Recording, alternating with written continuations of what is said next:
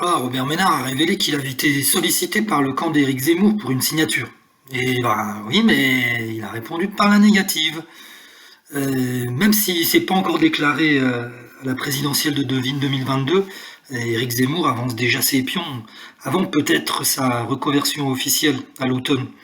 Et voilà, donc il abandonnerait ses missions de chroniqueur sur CNews. Et donc, voilà, il serait en train de boucler son programme et 150 militants seraient en train de sillonner le pays pour lui obtenir les 500 parrainages dont il a besoin pour se présenter.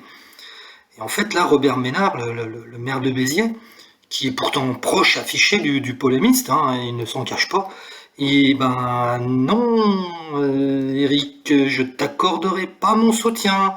Et d'ailleurs, un petit truc qui m'a étonné, c'est que Zemmour, bah, tu m'as même pas demandé toi-même la signature, mais t'as confié cette mission-là à quelqu'un que je connais même pas. Hein, entre copains, ça pourrait se faire quand même de manière plus directe, hein. Mais en fait, la réalité, c'est que Ménard, bah, il roule déjà pour Marine Le Pen, tout simplement. Il veut pas brouiller les cartes et se griller auprès de la candidate RN.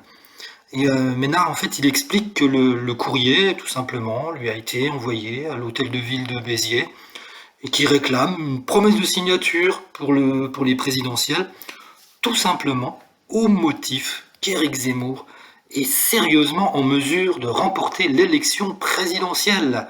Oui, bon, il n'a pas un peu les chevilles qui enflent, Zemmour, non? Et dans le courrier que nous nous sommes procurés, on y rappelle également que le parrainage d'un maire n'est pas un soutien politique, il y a avant tout une présentation, c'est-à-dire tout simplement une possibilité offerte à une personnalité de concourir à la fonction suprême. Hein, selon Zemmour, un soutien n'engage à rien.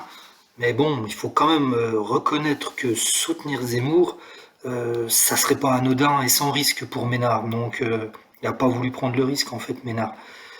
Et pour le convaincre, les communicants d'Éric Zemmour citent notamment les noms de Arlette Laguillet, Besancenot, Philippe de Villiers, Poutou, hein, ces personnalités qui ont réussi à se présenter une élection en toute démocratie, grâce à 500 maires qui partageaient pas forcément leurs idées, mais qui étaient d'accord avec la formule «Je ne partage pas votre opinion, mais je me battrai pour que vous puissiez l'exprimer». Donc, on n'est pas forcément d'accord, mais on donne sa chance à quelqu'un pour aller à l'élection présidentielle. Voilà, donc les grandes manœuvres ont commencé pour Zemmour, hein, et il va pouvoir méditer ce dicton, hein, suite à ce petit refus de Ménard. Hein, le dicton, c'est bah, dans l'adversité, on reconnaît ses vrais amis.